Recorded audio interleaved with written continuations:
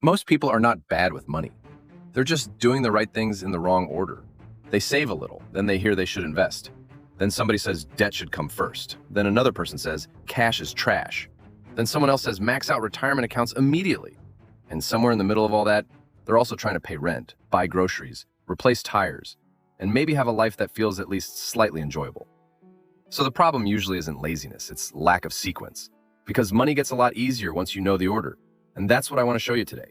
This is a financial order of operations, a step-by-step priority system for your next dollar. Most viewers probably haven't seen it laid out this clearly before. They've heard isolated rules. They've heard hot takes. They've heard one-size-fits-all advice from people online who act like every 27-year-old with a car payment and a dental bill should live like a monk in a storage unit. That's not helpful. What is helpful is knowing which financial move deserves priority first, which one comes later, and why.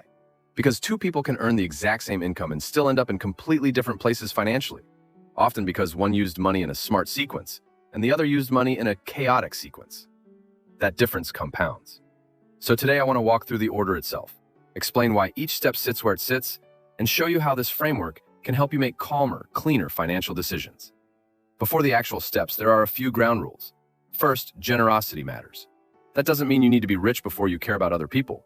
It means building the habit of giving, supporting, sharing, helping, however that looks in your life.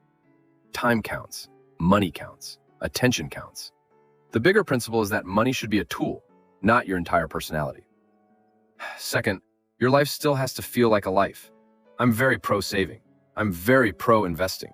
I'm also very aware that if your financial plan makes you miserable, you probably won't stick with it. So enjoy things, travel sometimes, eat somewhere decent once in a while. Upgrade parts of your life that actually matter to you. Just do it consciously. And third, this order is a guide. Life is messy. Sometimes you build an emergency fund and then immediately have to use it because your car decides to develop character. Sometimes you pause investing for a few months because your income changes. Sometimes you move backward before you move forward again. That's normal. The goal isn't perfection. The goal is direction. So let's get into the actual order. Step 1 is saving your highest insurance deductible in cash. This is your starter emergency reserve. For a lot of people, that number might be tied to health insurance. Maybe it's $2,000. Maybe it's $5,000. Maybe it's more. Whatever your highest deductible is, that becomes the first target. Why start there? Because if life punches you in the face financially, cash gives you options. Without cash, every emergency turns into a second emergency.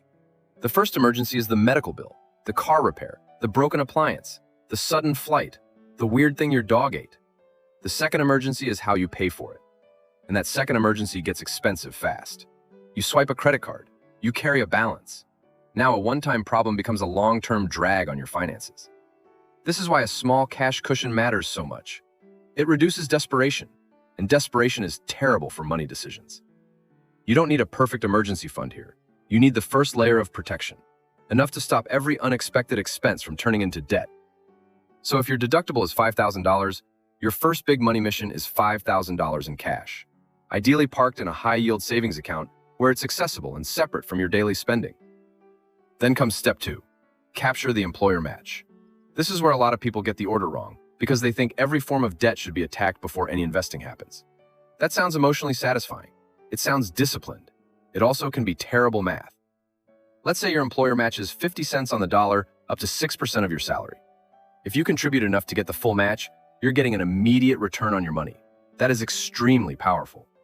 Imagine you put in $6,000 over time and your employer adds $3,000. That's a 50% return before the money even has time to grow. That's hard to ignore. So once you have that starter cash reserve, the next move is usually to contribute enough to your retirement plan to get the full match. That could be a 401k, 403b, 457, or a similar plan. This is one of those moments where sequence really matters. Because someone who skips the match for 5 years may lose tens of thousands of dollars in contributions and future compounding. Let's keep the math simple. Suppose you miss out on $3,000 a year of employer match for 5 years. That's $15,000 you never received. If that money had decades to compound at a solid long-term market return, it could become a very large number later, potentially 6 figures depending on time and returns. That's why this step comes early. Free money deserves respect. Step 3 is eliminate high-interest debt. This is where the order gets serious.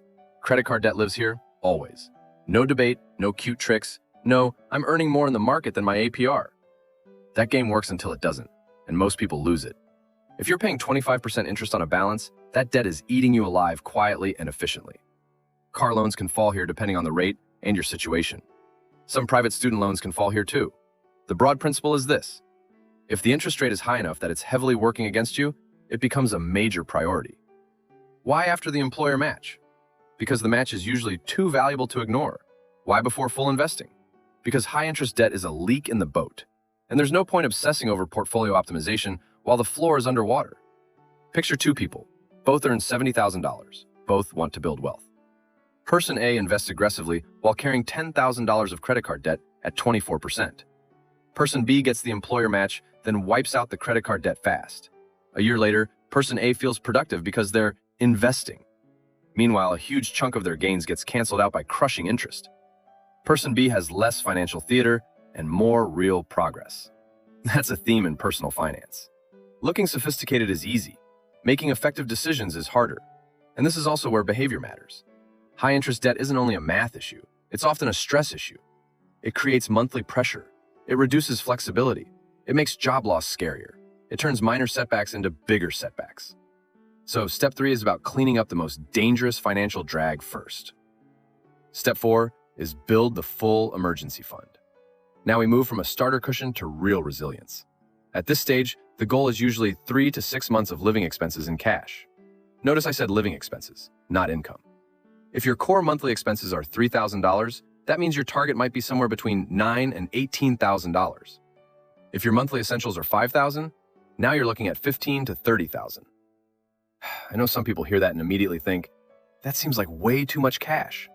Until they lose a job, until a parent gets sick, until a company does layoffs and calls it restructuring, because apparently that sounds more elegant. Emergency funds can look boring in good times. In bad times, they become beautiful. This is the part most people underappreciate. Your emergency fund is what protects your investments from your life. Without it, every surprise tries to drag long-term money into short-term chaos. You start raiding retirement accounts. You stop investing for long periods. You run up cards again. You sell investments at the worst possible time. Cash gives your plan durability, and durability matters more than intensity. A fragile financial plan can look impressive for 6 months. A durable one wins over decades. Step 5 is where the wealth-building engine starts to get exciting. This is tax-advantaged growth beyond the employer match. For many people, that means a Roth IRA and a health savings account if they're eligible. Why are these accounts here? Because tax treatment matters more than most people realize. A Roth IRA gives your money the chance to grow and later come out tax-free in retirement, assuming you follow the rules. That's powerful, because future you gets to keep more of what the investments become. The health savings account is even more interesting if you qualify. It can offer a tax deduction going in, tax-free growth while invested, and tax-free withdrawals for qualified medical expenses. That's one of the best deals in the entire personal finance world. And yet most people don't think about taxes until taxes are already happening to them, which is very on brand for humans. We focus on visible costs. Taxes are often less visible. That makes them easier to ignore. And expensive things that are easy to ignore tend to stay expensive for a very long time. Let's say 2 investors each put away $7,000 a year for decades. One does it with strong tax advantages. The other uses a less efficient route. Over time, the difference in taxes paid can become enormous. That's money that could have stayed invested and kept compounding. So this step is about building smarter, not only harder. Step 6 is increase retirement investing through employer plans beyond the match. This is where you shift back into accounts like your 401k and continue filling them more aggressively. A useful benchmark here is working toward about 25% of gross income going toward long-term wealth building, whether that happens through retirement accounts alone or through a mix of accounts. And yes, 25% sounds high to a lot of people. That's because it is high by normal standards. That's also why it changes outcomes. Savings rate is one of the most powerful levers in personal finance. Income matters, returns matter, time matters. Your savings rate ties all of it together. If someone earns $100,000 and consistently saves $25,000 a year toward long-term investing, they are playing a very different game from someone saving $5,000. Same country, same market, very different future. And this is where a hidden shift starts happening psychologically. Early in the journey, saving feels like deprivation. Later, if you stay consistent, saving starts to feel like ownership. You realize every invested dollar is buying future flexibility, more room to breathe, more options, more ability to say no to nonsense. That's when investing stops feeling abstract. It starts feeling personal. Now, here's where things get interesting. Because around this point, most people assume the next step should be paying off every remaining debt as fast as humanly possible. Emotionally, I get it. People love clean slates. People love dramatic before and after stories. People love saying, debt-free scream into a camera. Yet, financially, the next step can be different. Step 7 is hyperaccumulation. In plain English, this means aggressively building wealth beyond the basics. You're now in a season where the core foundation is there. You've got cash, you've handled dangerous debt, you're investing consistently. Now the mission is acceleration. This is where you aim for that strong wealth building rate, roughly 25% of gross income or more, toward retirement and financial independence. Why is this such a big deal? Because this is the zone where time starts working for you in a much more dramatic way. Imagine two people, both age 30. One invests 8% of income, the other invests 25%. Give that a decade or two, and their optionality starts to separate in a major way. One may still need every paycheck with very little margin. The other may be approaching genuine flexibility, career flexibility, location flexibility, life flexibility. That's what financial independence really buys. Not yachts for most people, mostly peace. The ability to choose, the ability to leave a bad job, the ability to take a lower-paying role you actually enjoy, the ability to breathe during chaos. And here's the twist most people miss.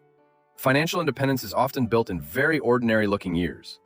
No dramatic montage, no confetti, no viral moment, just a lot of boring, smart decisions stacked together for a long time. Step 8 is abundance goals. This is where your money starts serving the life you actually want in a more customized way. Maybe that means saving for a house down payment. Maybe that means setting aside money for future kids' education. Maybe that means building a travel fund, buying a business, investing in real estate, creating flexibility for early retirement, or designing a work life that feels more human. This step matters because personal finance is supposed to become personal eventually. A strong financial system should help you build security and freedom. Then it should help you shape a life. And yes, some people will look at this step and say, why wait this long to save for important goals? Fair question. The reason is that building your own financial stability first creates a much healthier base for everything else. If you save for everyone and everything around you while your own finances are shaky, you create a very fragile version of generosity. It looks noble right up until an emergency arrives. There's a reason airlines tell you to secure your own oxygen mask first. That advice has survived for a reason. Panic is a terrible helper. So abundance goals come after the core machine is strong. At that point, your goals are funded from surplus, not from instability.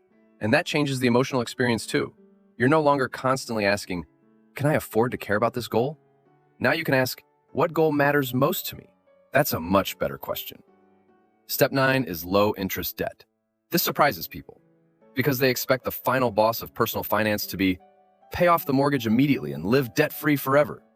And maybe you choose that eventually. Plenty of people do. There's emotional value there. There's simplicity there. There's peace there. Yet, from a pure math perspective, low interest debt often sits later in the order because your dollars may be more productive somewhere else. If your mortgage rate is 4% and your cash is earning around that level, or your long-term investments are expected to earn more over time, aggressively throwing every extra dollar at the house may not be the highest value move. It can still be a valid move. It just may not be the first move. That's the whole point of this order. Priority is about effectiveness, not emotion alone. And to be clear, personal finance is still personal. If paying off your mortgage early helps you sleep better, that has value. Peace of mind counts. I'm very in favor of sleeping. The key is knowing the trade-off, because once you know the trade-off, the choice becomes intentional. And intentional money decisions usually beat reactive money decisions.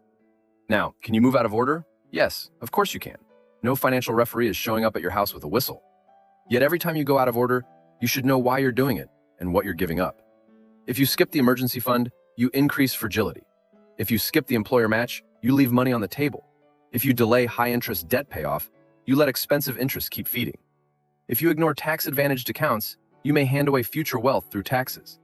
If you rush into big life goals before building a base, you increase the chance that one setback knocks over everything.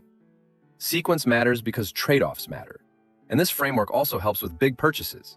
People always ask, where does buying a car fit? Where does buying a house fit? Those aren't separate universes. They sit inside the same logic. If you're buying a house while you have no emergency fund, a lot of high-interest debt, and zero cash flexibility, that purchase gets riskier fast. A house is not only a monthly payment, It's a maintenance machine with occasional jump scares. The water heater doesn't care about your budget app. The roof does not respect your spreadsheet. Something always happens. So in general, getting through the emergency fund stage before taking on a large purchase makes a lot of sense. It gives you breathing room. It reduces the chance that one home repair sends you into debt and regret in the same weekend. And here's the deeper reason I like this whole framework. It removes the constant pressure to solve your entire financial life all at once. You do not need to obsess over every money goal every single month. You need to know the current priority. That's much calmer. If you're in step 1, your job is not to argue about advanced tax strategies on the internet. It's to build your starter cash reserve. If you're in step 3, your job is to kill high-interest debt. If you're in step 6 or 7, your job is to build wealth aggressively and consistently. Clarity reduces noise, and noise is one of the biggest problems in modern personal finance. There's too much advice, too many opinions, too many people speaking with absolute confidence about situations that depend heavily on context. A good order cuts through that. It tells you where your next dollar should probably go. And once you know that, a surprising amount of financial stress starts to fade. Because you're no longer asking, what should I do with money in general? You're asking, what is my next correct move? That question is smaller, cleaner, way more useful.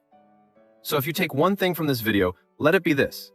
Money gets easier when it gets ordered.